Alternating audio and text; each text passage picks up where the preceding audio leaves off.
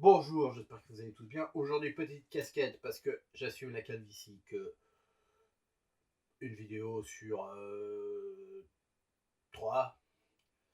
Pull Mr. T. Pourquoi un pull Mr. T? Parce qu'aujourd'hui, on va parler de Hulk Hogan. Oh, brother. Aujourd'hui, donc, on va parler de Hulk Hogan parce que sur la chaîne, on est sur la thématique les acteurs dans plus d'en mettre 90. Donc, après le mois ou pendant le mois George Eastman, les 2 mois George Eastman, je vais sortir 2 vidéos pendant le mois. Et ben maintenant, c'est au tour de Hulk Hogan, la masse American, avec ses big guns. C'est la première fois sur cette chaîne que je parle d'un film avec Hulk Hogan. Tout simplement parce que je veux faire une thématique en moi catch et cinéma. Et donc, c'est pour ça que j'ai longtemps repoussé de parler d'un film avec Hulk Hogan. Sauf que Hulk Hogan, comme il a fait tellement de nanars, que forcément, on parlera d'un film avec Hulk Hogan pendant le mois catch et cinéma.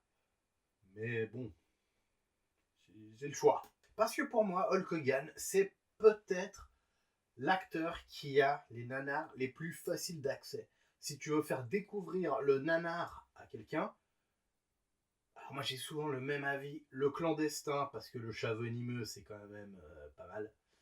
Et en deux, Cadence de combat est chiant à trouver, mais en film avec Hulk Hogan. Parce que c'est toujours mauvais, mais tu vas quand même, c'est des vrais nanars, tu auras ce côté mauvais film, mais sympathique. Tu passeras un bon moment. Aujourd'hui, on va parler de avec Hulk Hogan. Et malgré l'affiche, on n'est pas sur un faux double impact, un remake de double impact avec Hulk Hogan qui veut montrer tout son talent d'acteur en jouant 2 rôles différents et en même temps, 2 personnages en même temps. Et heureusement, parce que même si certains disent Van Damme n'est pas un très bon acteur, Hulk Hogan, c'est pire. Alors, je vous préviens, on est sur un nanar qui est dispo sur YouTube, pas sur ma chaîne, mais vous pouvez le trouver assez facilement. Et je vous préviens tout de suite, on est sur du bon gros nanar. C'est-à-dire que moi, j'ai vu, je crois, tous les films avec Hulk Hogan qui sont sur Nana Orange, c'est qui parlent de cadence de combat et agent spécial, un truc comme ça. J'ai vu les Monsieur, donc Monsieur Nounou, Monsieur Papa. Sincèrement, je pense qu'on est à peu près au même niveau nanardesque. Et en plus, ce film a peut-être eu un réel impact dans le monde du catch. Mais ça, j'en parle en fin de vidéo. Donc reste juste au bout. N'aie pas mon watch time. Commente et laisse un pouce bleu et abonne-toi, lol. Alors le film commence avec une sorte de réunion d'Illuminati méchants. Et ils veulent acheter une arme avec une puissance supérieure.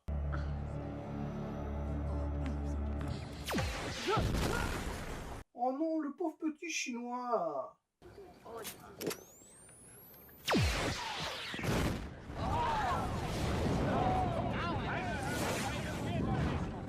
Oh non, le pauvre petit hélicoptère. Alors l'arme, elle est super puissante. Elle est présentée par Leslie Ann Down. Vous voulez accéder au pouvoir absolu. Ceci vous permettra d'y parvenir. Cette merveille est mise en vente ce soir. Il n'en existe qu'un exemplaire, donc unique en son genre. Chacun d'entre vous peut acquérir ce bijou. Il lui suffira seulement d'y mettre le prix. Qui est une actrice qui a quand même sa carrière. Énormément de séries B, pas mal d'épisodes de one-shot dans des séries. Alors elle a joué avec Steven Seagal plusieurs fois et dans Dar l'Invincible 3. Et aussi, c'est la femme de William Friedkin. Ou Friedkin. Fried Chicken ou quoi, ce mec. Alors, je sais pas qui c'est, mais je sais pas, mon instinct de youtubeur cinéma me dit que c'était important de dire ça. Alors bon, moi j'aime bien un peu parler de politique, quoi, donc fait un peu rigolo. Elle a joué Margaret Thatcher dans le film de Shane McNamara, qui est un biopic sur Ronald Reagan. Alors Shane McNamara, qui n'est pas un des 2 frères McNamara, qui a joué dans ce chef-d'œuvre Dragon Kickboxer, voilà, j'avais oublié. Non, c'est Dragon Kickboxer, c'est pas un des 2 frères de McNamara, c'est un autre réal. Et c'est quand même le scénariste et le réalisateur des 3 petits ninjas Sudation avec Hulk Hogan. Donc présentation de l'arme aux Illuminati, sauf qu'il y a un agent secret qui est là pour sauver la situation, sauver le monde, faire que cette arme extrêmement puissante ne tombe pas dans de mauvaises mains. Des mauvaises mains genre lui. Je crois. Ou encore lui. Oui, oui. Bonjour, s'il vous plaît, CNews, j'ai besoin d'argent. Engagez-moi pour parler de culture sur votre chaîne. S'il vous plaît. Vous voyez, on est... Je pense que j'ai montré des arguments pour montrer qu'on peut s'entendre. S'il vous plaît, monsieur Bolloré, je suis comme Destination La Salle, moi. Je travaille pour vous. Et cet agent secret est évidemment joué par Hulk Hogan. Alors, Hulk Hogan avait comme doublage cette voix de bourgeois bizarre. Alors, qui est aussi la voix du film que j'avais vu avant, qui est Monsieur Papa. Et dans Monsieur Papa, c'est logique parce qu'il joue genre en super grand millionnaire qui vend des shakers de protéines. Sauf que là, bah, cette voix, je la trouve bizarre. Je trouve que ça n'a pas beaucoup de sens. Et surtout, je trouve qu'une voix de bourgeois, ça va pas avec Hulk Hogan. En effet, général, c'est ridicule. Dormir pendant le service? Bon, le devoir m'appelle. Fait étonnant, le méchant russe, il est joué par Alex Koba, que vous avez peut-être et sûrement connu dans Flowers in the Attics. Alors moi, personnellement, je sais pas qui c'est, j'ai jamais entendu parler de ce film avant. Mais pourquoi pas le citer? Pourquoi pas le citer? Alors déjà, l'arme, c'est clair, c'est pour des Illuminati qui ont de l'oseille. Parce que c'est niveau prix, c'est pas n'importe quoi. Mesdames et messieurs, la mise à prix sera de... je vous propose 600... Oui. milliards. Milliards? À présent, si vous le voulez bien, allons dîner.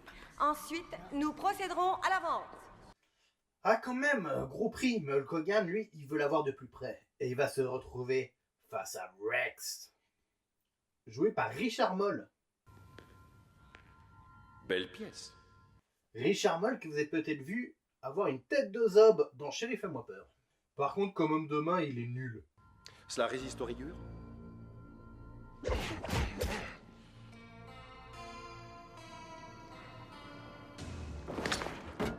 Et Hulk Hogan se barre avec l'arme.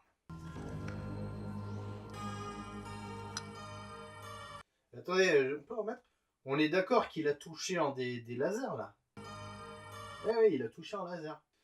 Alors, on est dans un film, bon, tous les hommes de main ne savent évidemment pas viser, ce qui permet à Hulk Hogan de se barrer de manière ultra badass, avec quand même une arme qui coûte 600 milliards.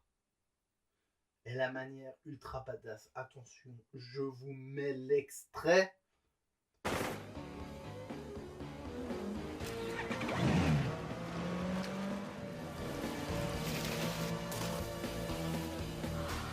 Oh non, il s'est échappé, espèce d'idiot! En mini jet ski. Hogan, il fait 250 kilos, 2 mètres, il est là. Transition, match de baseball. Eh, c'est ton père, mon gars. Oui, monsieur. Eh, venez jouer avec nous, monsieur. Je crois pas que ce soit une bonne idée. Ah, allez, viens. Oh non. Et on se rend compte que Hulk Hogan, bon, nous on a compris, agent double, là, il est dans sa vie civile. Et il a l'air d'être un peu vu comme le gogol de la ville.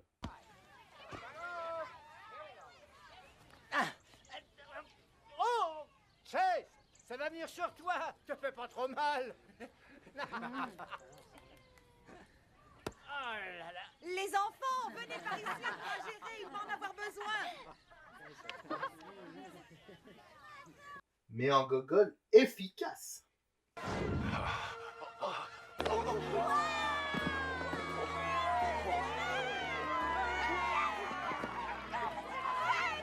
Je l'ai eu.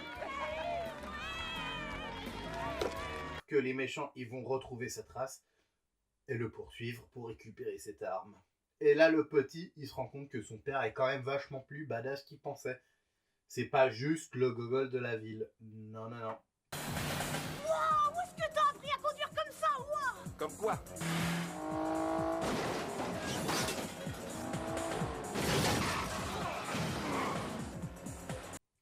Et première déception par contre dans le film. Première et seule déception du film.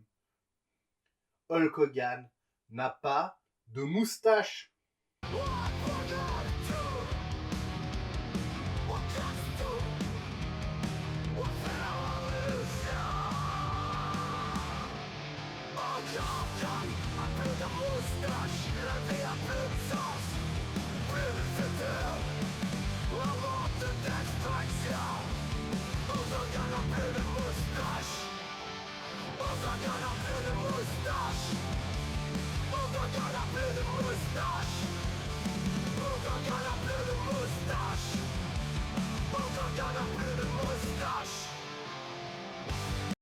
Et oui, moi aussi je suis déçu.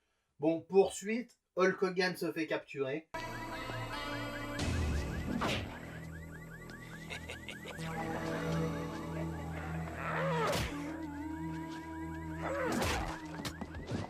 Mais le gamin arrive à s'échapper de Rex.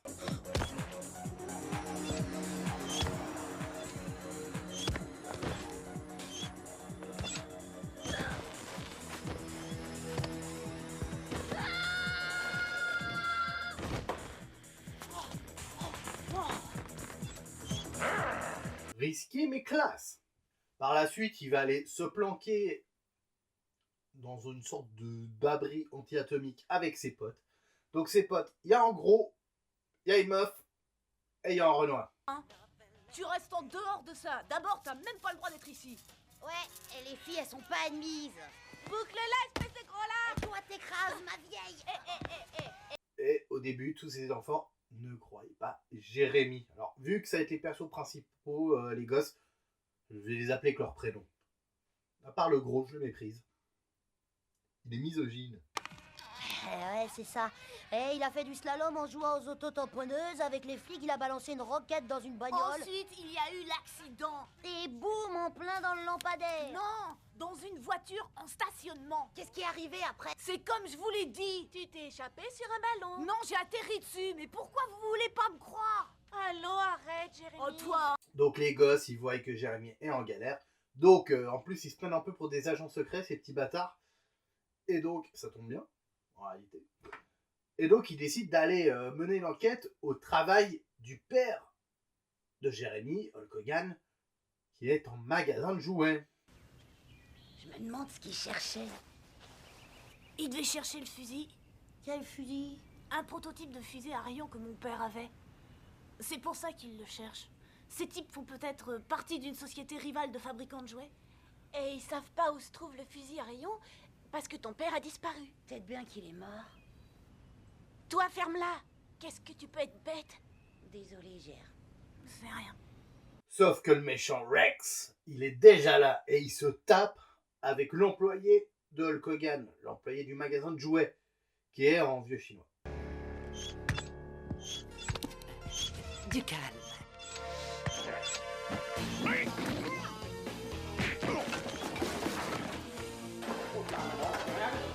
Et oui, ce magasin de jouets a les employés de magasins de jouets les plus badass du monde.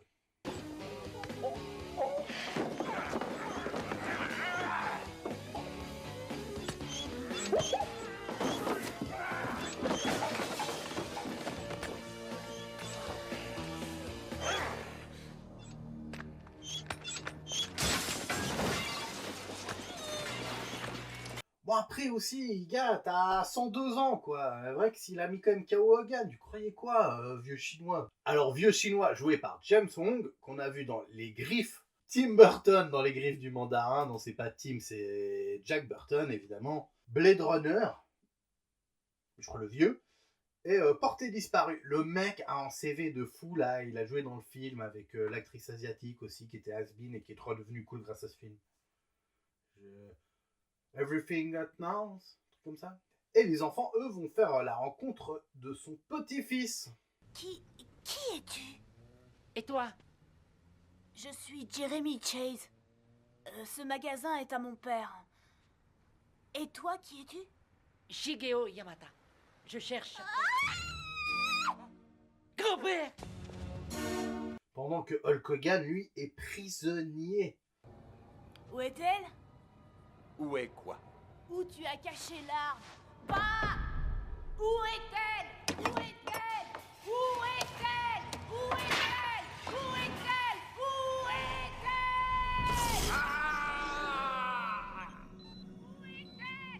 Oui, la torture est une violence extraordinaire.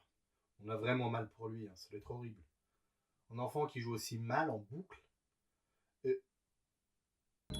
Expliquez-moi ce que vous faites. Bill Murray. Les enfants, donc pendant ce temps, rencontrent donc Shigeo. Et ils vont se rendre compte que malgré des différences de culture, on peut tous être amis et s'amuser de ça. Feel good. Eh, mon nom est Bart.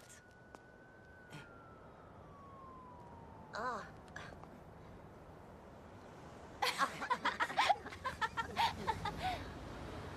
Moi, c'est Rosalie. Je suis Sly. Je suis un vrai américain, super ouvert d'esprit. Je suis un vrai américain, super ouvert d'esprit. Le walk is for life.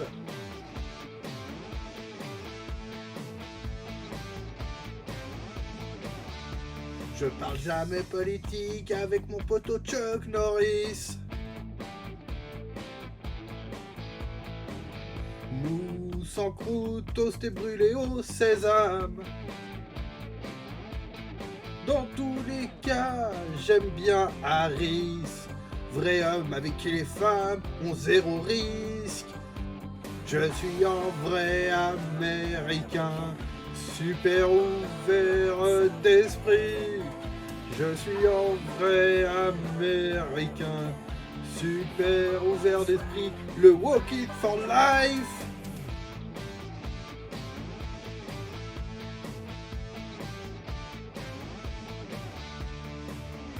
Ouvert d'esprit, jamais rigide. Je pollue que sur mon char de la Pride. Le reste du temps, je roule en vélo. En vrai, j'aime bien Sandrine Rousseau. Je suis un vrai américain, super ouvert d'esprit. Je suis un vrai américain, super ouvert d'esprit. Le walk is for life.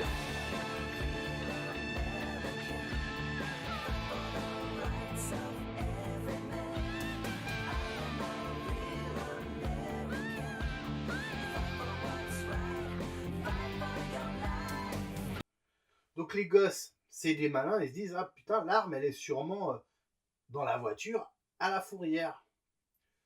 Sauf que Rafe, en fait en VF on dirait qu'il s'appelle Rex, mais a aussi la même idée. Et donc ils vont se retrouver à la fourrière dans une scène avec un suspense extraordinaire et en exceptionnel placement de produit.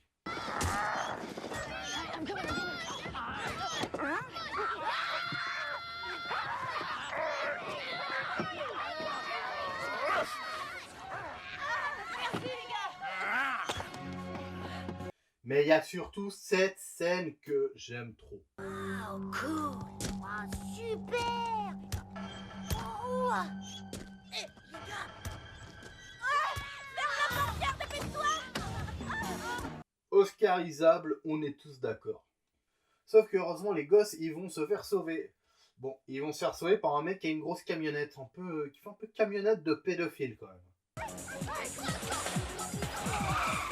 Hé, les enfants, couchez-vous.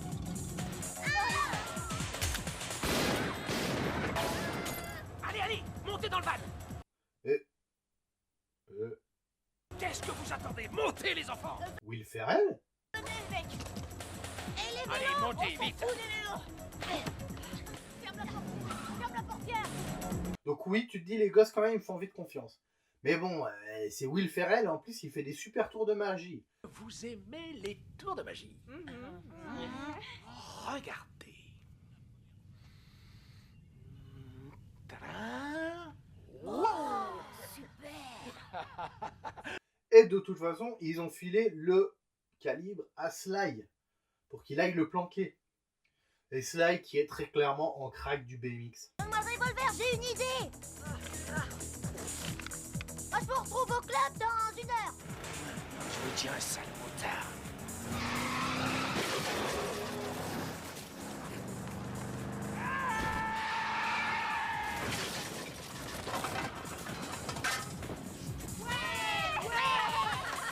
Donc Will Ferrell se barre, il enferme les gosses, sauf qu'il y a un méchant qui va débarquer, joué par Edward Albert. Il va se faire casser la gueule par les gamins, surtout par Shigeo qui est trop fort.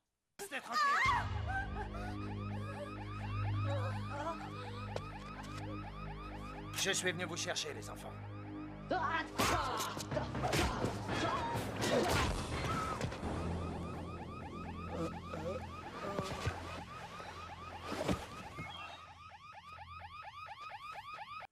Alors pendant ce temps, Hulk Hogan tente de s'échapper.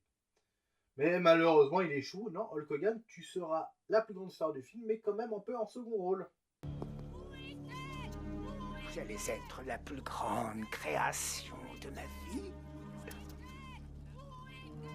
Allez-vous résister encore longtemps?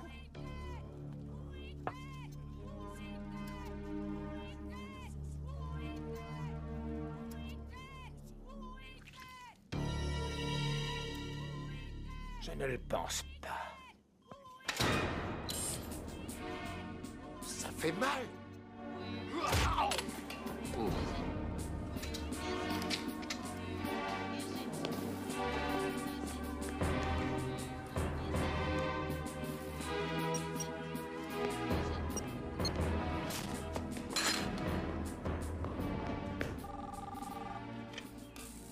Pa? Jérémy, ça va, fiston? Oui, Pa, je vais bien. Où es-tu? Et toi? Ça va? Oui, mon grand. Laisse-moi parler à Max. Il n'est pas là. Bon, tu lui diras que Eve se trouve dans l'ancien asile de l'aliéné. T'as compris? Oui, j'ai saisi, Pa. À l'asile désaffecté. Qu'est-ce qui se passe? Tu vas bien? Désolé, Jérémy.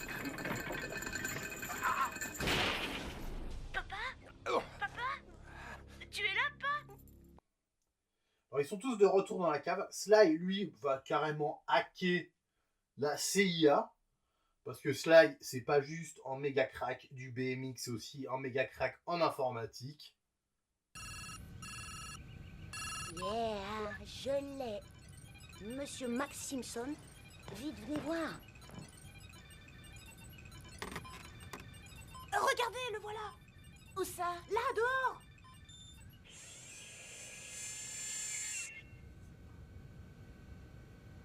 Mais il n'y a pas que Sly qui entraîne dans ce film, il y a aussi le scénariste. Parce qu'on se rend compte que Will Ferrell, en réalité, est un méchant. Allons la chercher. Venez, suivez-nous. Venez. Allez.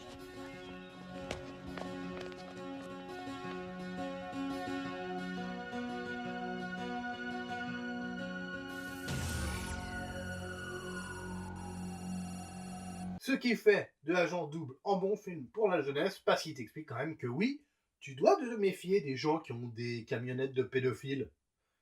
Et en plus, l'acteur, je trouve qu'en fait, il ressemble pas que à Will Ferrell.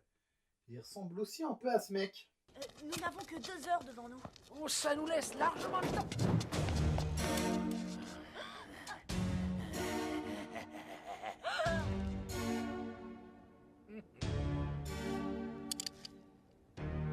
Grimpez les enfants. Sauf que Sly, c'est vraiment un giga crack de fou. Et il a pas planqué l'arme n'importe où.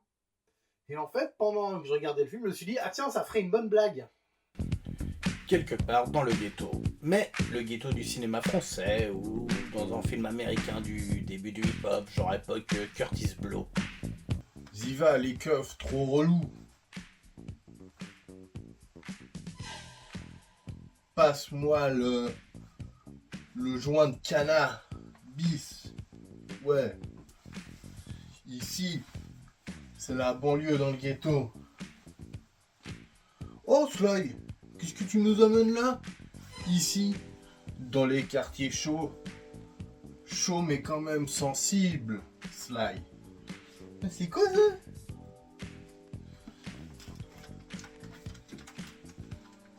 C'est un jouet, on est d'accord? On va essayer.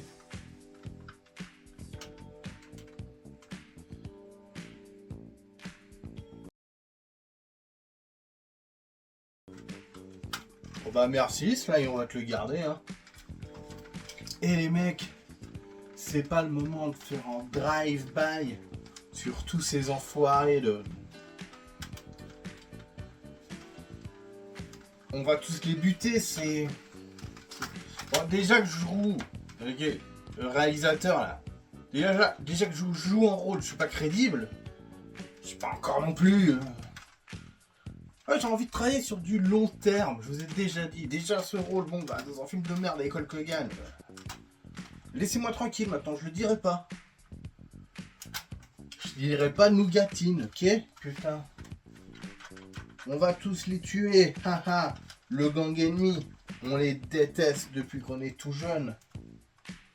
Dans la banlieue. Ghettoisé par la violence de la rue, de la street zère. Bon, slide, on se retrouve après. Sauf que dans ce film, ils ont fait ma blague, mais premier degré. J'étais tellement heureux. J'ai pleuré.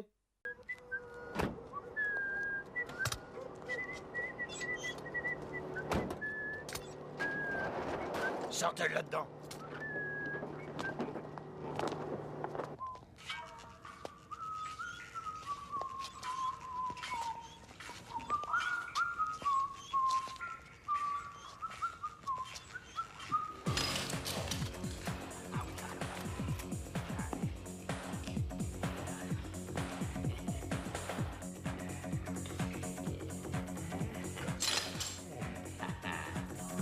Vous l'avez dit que je l'avais mis en lieu sûr. Sly, méga crack. Non mais vraiment, je crois qu'il fait plus rien de vraiment très important dans le film. Bon, le mec a juste hacké la CIA. Hein. Sly, vraiment méga crack. Et en plus, par contre, cette scène va montrer quand même que l'arme, elle a un petit défaut de fabrication.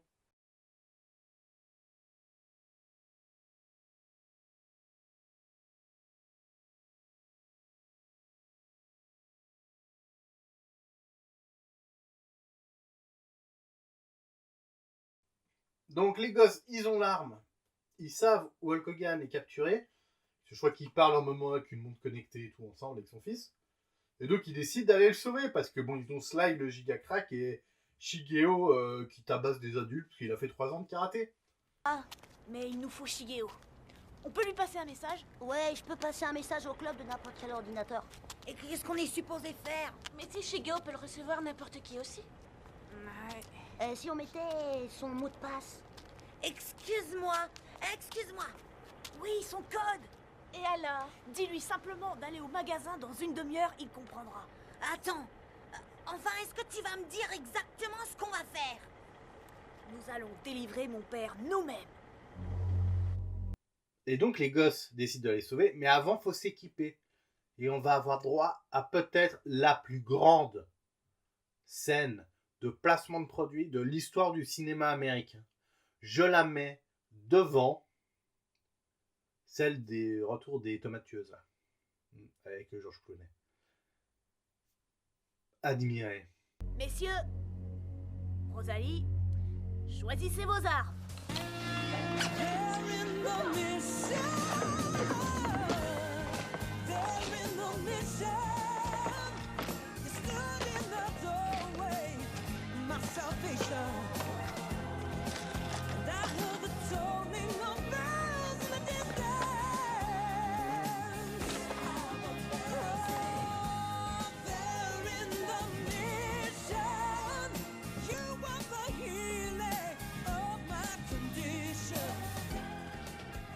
Ah, te voilà, t'as eu le message? Tu l'as effacé? Sans importance, ils n'ont pas le code qui peut le lire. Bon, donc déjà, c'était le film préféré de Archeo Toys, ce qui me permettra de couper ce moment, de le mettre sur Twitter pour essayer d'avoir en retweet. Moi, je fais pas semblant d'être ami avec d'autres youtubeurs. C'est que par intérêt. Et aussi, on se dit que bordel, cette scène, c'est vraiment de la torture pour enfants pauvres. Et oui, ce film me rendait fou. Pourquoi Hulk Hogan? Pourquoi des placements de produits? Pourquoi tous ces jouets? Qui était derrière ces idées de merde? Ces idées à la con? Sûrement quelqu'un avide d'argent. Quelqu'un de dangereux.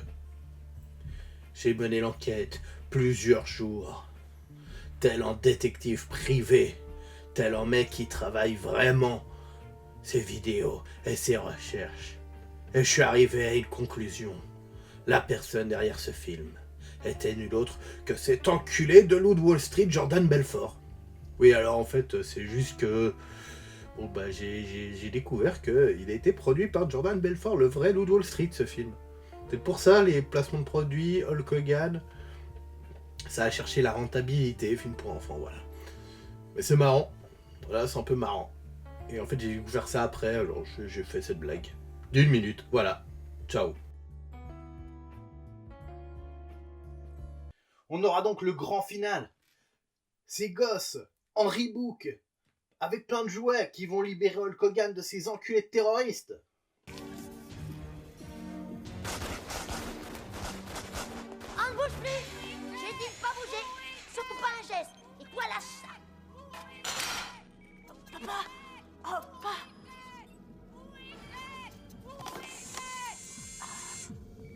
Papa. Fiston?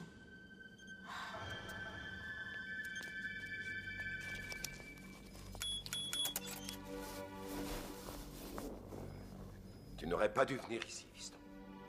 Mais je suis content de te voir.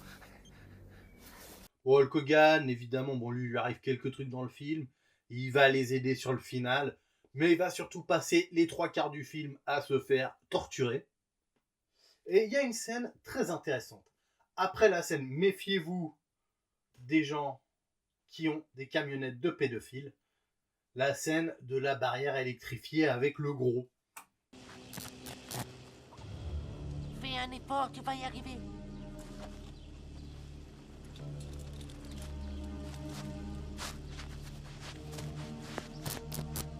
Attrape-le.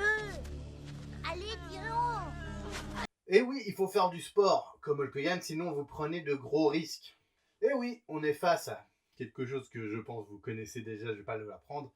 L'allégorie de la barrière électrifiée pour parler de diabète, qu'on appelle évidemment la barrière de Blaise Pascal. Un truc comme ça, la barrière de Blaise Pascal ou de Pierre Ménez. En tout cas, moi, je sais pas, je confonds toujours ces deux philosophes entre eux. Bon, évidemment, happy end. Alors bon, la fin, il y a des trucs un peu bizarres. Je crois qu'il y a un peu une erreur d'écriture parce que genre, Rex, là, machin truc, il cherche les gosses alors que ils savent où vont les gosses, mais surtout, il sait que les gosses, ils ont l'arme à un moment, mais il va la chercher autre part, je sais pas. Un peu bizarre. C'est pas très bien écrit, mais de toute façon, c'est un film pour les enfants. Alors, je sais qu'il y a des gens qui disent « Oui, mais quand un film est fait pour les enfants, c'est pas un argument pour parler de sa qualité. » Oui, mais on parle d'enfants américains. On parle d'un pays où les adultes, ils pensent que l'Europe, c'est un pays. Donc forcément que c'est con. Vu que les films pour les adultes de là-bas, bah, c'est débile, déjà, de base. Il y a le pas, hein, quand même. Alors, j'ai une théorie autour de ce film. La théorie NWO.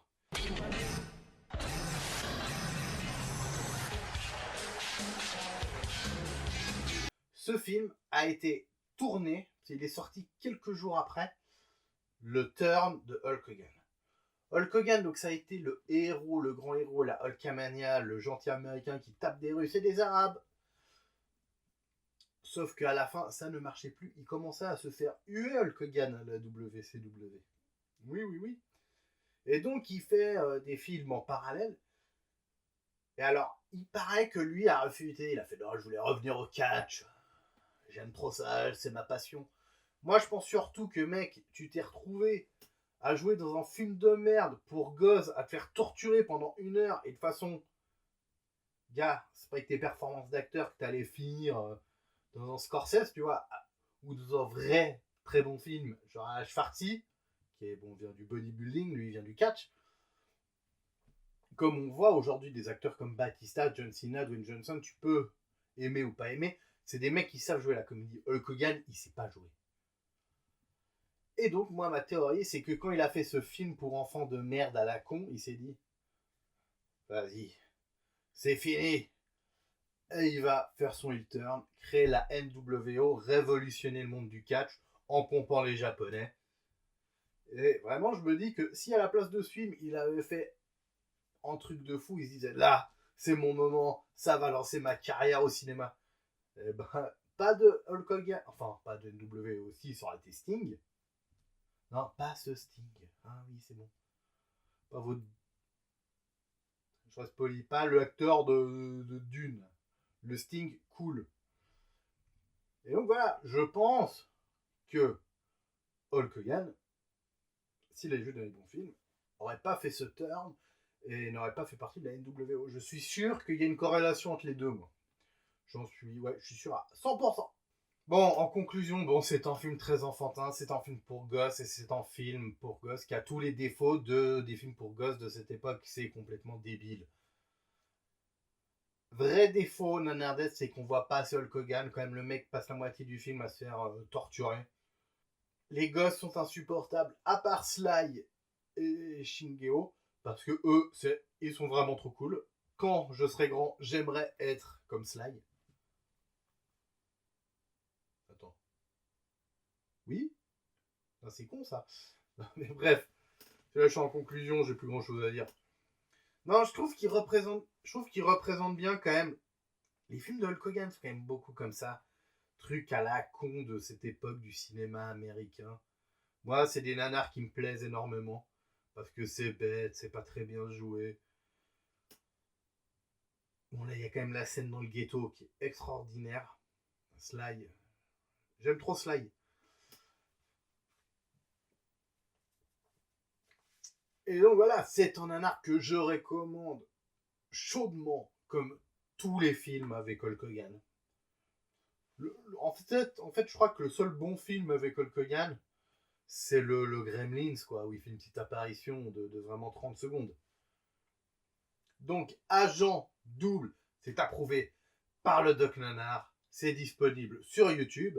Donc, voilà, quittez cette vidéo et regardez-le. Même si c'est dommage, il est pas... Non, mais même la qualité est pas dégueulasse sur YouTube. Des fois, il y a quand même beaucoup de films en 360p. Et j'ai plus de mémoire et j'ai plus de batterie. Donc, je te remercie de m'avoir regardé et on se retrouve bientôt.